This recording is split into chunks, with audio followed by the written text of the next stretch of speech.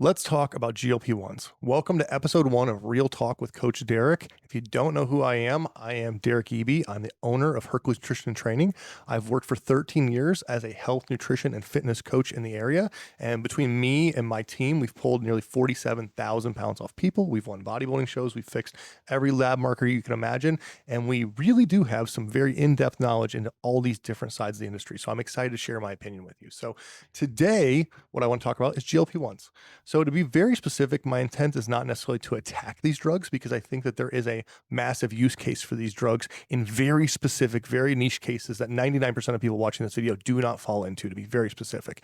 I think that there is a hyper niche specific area that these drugs are needed for. If you are over 400 pounds, if you are over 500 pounds, if you are going to die in the next decade, if you don't lose your weight, then these drugs might be right for you. But let me tell you about my personal opinion of why I feel that way. I think these are real drugs. I think that's the big separating factor that people really need to get their head behind, that these are real drugs. The same way that you would treat real prescription drugs, these need to be treated the same way. They have real side effects. And more importantly, in my opinion, they have horrible rebound effects. And that's really where I think the most anti-angle should be coming from. People treat these drugs like they are cosmetic drugs. They are not. And just like most things like this, we've seen in so many parts of the fitness and health and pharmaceutical industries, is that we're in the excitement phase. Oh my gosh, the excitement. And there's no caution. And that really freaks me out because I feel like there should be a lot of caution. I mean, these things are not only affecting the way that our body handles dopamine and ghrelin and leptin in our relationship with behavioral habits in our life, but you can really hurt yourself if you're doing these wrong. And for most people, they are. And even if you do them right, I do think that the rebound effect is going to be way more damaging than the average person talks about. So let's get into that. So for me, when I think of weight loss, when I think of getting healthy, I think of it like recovery. I really do, like recovery from addiction, recovery from serious problems. I think that we have to recover from behavioral patterns. If you are overweight or obese, if you're not healthy, if you have any of these things that you might want to use this drug for, you are probably in serious need of behavioral patterns, behavioral habit changes. Most people have food noise, they have food addiction, they have bad habits, they have lack of discipline, they have an inability to control their desires, they are impatient, they're the instant gratification. And when it comes to food in a world where we have the most delicious food that's ever existed, the highest calorie food that's ever existed, the easiest to access food that's ever existed, and the cheapest food that's ever existed, these are real problems, which is why my belief is that fixing the behavioral patterns and habits is the most important thing, which is why I think these drugs are the worst idea for people who want to get healthy, because they band-aid that singular aspect of the project. Like, is having a faster metabolism important for weight loss? Absolutely. Is having better insulin sensitivity for weight loss good for weight loss? Absolutely. Is, training and lifting weights and your diet and all these things important for weight loss? Absolutely. There's no question. Those are essential aspects. But I think that for weight loss to stick, for lifestyle changes to stick, for people to actually get healthy, they have to have recovery from their bad behavioral patterns and habits. And the band-aiding them like this is where I see some of the deepest problems. I work with clients who are coming off of these. I work with clients who have used them and are already off of these. I work with clients to get them off of these. And I have worked with some clients who are on these actively while they work with me. And in most cases, they do have a use case in the fact that they make it easier to eat less. That's as simple as that. But it's by band-aiding the problem that is the main thing you're supposed to be solving. So the scary side of this, which is why I steer people away from them, is I've seen the other side of it. The rebound from these drugs can be really ugly, and not just can be, it usually is. Clients that I've worked with who have been on these drugs and get off of them talk about the enhanced addictive tendencies, the enhanced cravings, the enhanced food noise like never before when they come off these drugs. And not just for a week, not just for a month. Like, I've had clients who are a year off of these now, and they're still dealing with this issue. And it's a constant thing. I'm talking about clients talking about laying in bed at night and they can't sleep because all they can think about is getting up and getting food. All day at work, all they can think about is getting up and getting food. All the time that they're at their house, they're just trying to control it. They're doing anything they can.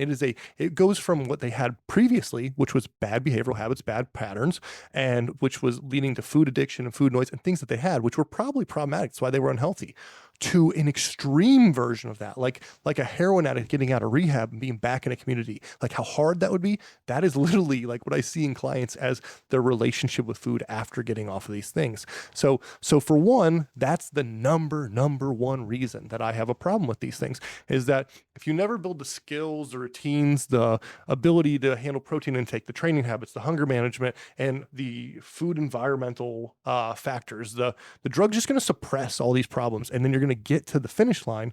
But when you get to the finish line, you're not going to be able to maintain that. So if you had a magic pair of shoes that made you run really fast and you made it to the Olympics, and when it came time to actually run, they took your shoes away, you would fucking fail. And that's how this works. So all jokes aside, I'm just not a big fan. It's very sad to watch people get their dream body and their dream health at the end in the same way that they could do naturally and with a coach like we do every single day with clients. But for the people who use the drugs to get there, it's this never-ending battle trying to maintain something because they almost, to some degree, didn't earn it the same way. They didn't change. They didn't transform their mental, their habits, all these things to get there. So that's where my biggest problem comes into it. And outside of that, I want to be very clear. This is a for-profit industry, and that should scare people away from it even more. Like, not excitement, not a slight cosmetic drug, not just a little thing to add on. These are real pharmaceutical drugs that are for profit. They're being pushed on a mass scale. There were Super Bowl commercials for them. The Olympics had tons of commercials for them. The fucking Olympians are pushing these. No, they're not using them.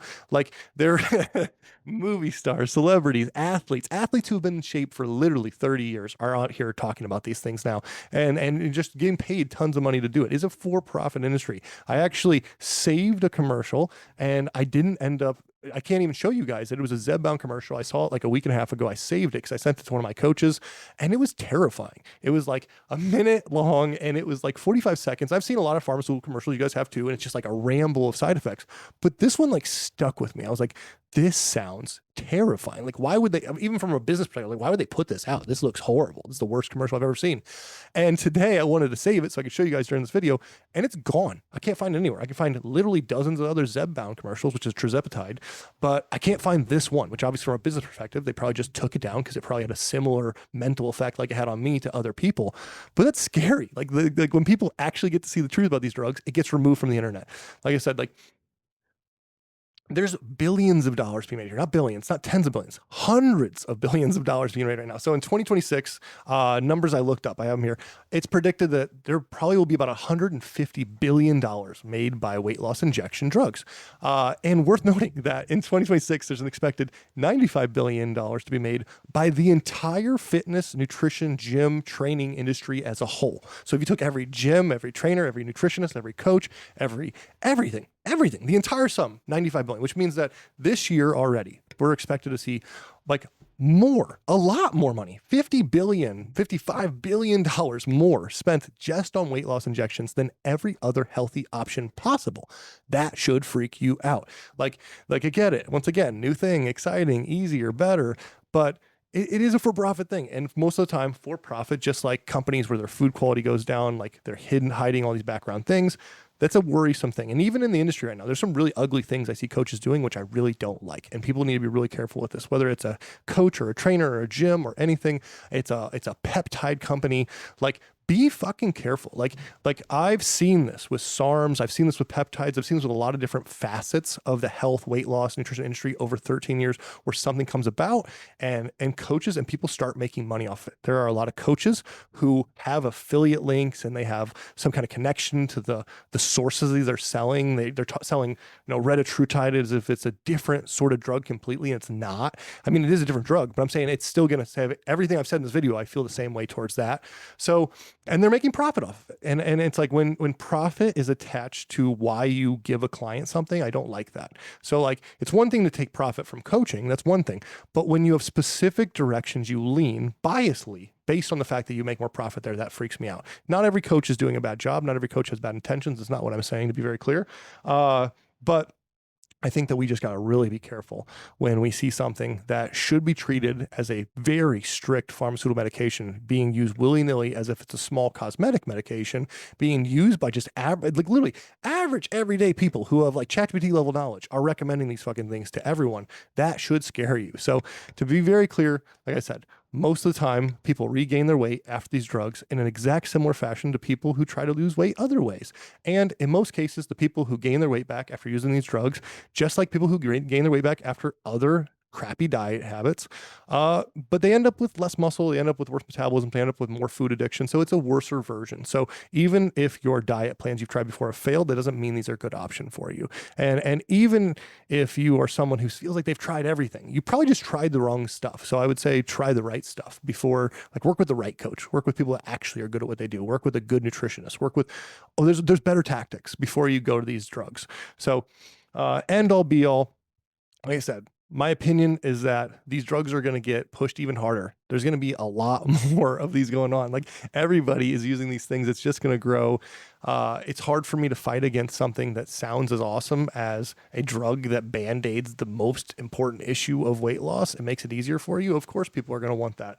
I would want that. I've literally thought about taking these drugs. Worth noting, like I am not above this. I have thought about taking these drugs. I have been this close to taking retatrutide, but I won't allow myself to, because once again, I know that for me, that food addiction and bad behavioral habits towards eating, gluttonous tendencies, like just the food noise that carries with me a lot is my biggest reason that I struggle with like weight. And I have a 13-year specialist on this and I struggle with these things and I'm scared to use this drug. So if you have no knowledge, if you don't have 13 years of being a specialist and a coach in this, you definitely shouldn't put yourself at risk of increasing your food noise, increasing your bad behavioral habits, of making all these things harder for you. So take all this in a note. I know this is quite the rant, quite long, but this is my opinion, and I hope it's valuable for you. I hope that there's people watching this who have been thinking about taking these drugs, who this guides you in a better direction. I mean, you can come work with one of our coaches here at Hercules, and we could get you where you want to be. We have a 90% fulfillment rate on goals, and we do really good work. But outside of even working with us, there's other coaches, there are other trainers, there are other people. There's so many great options.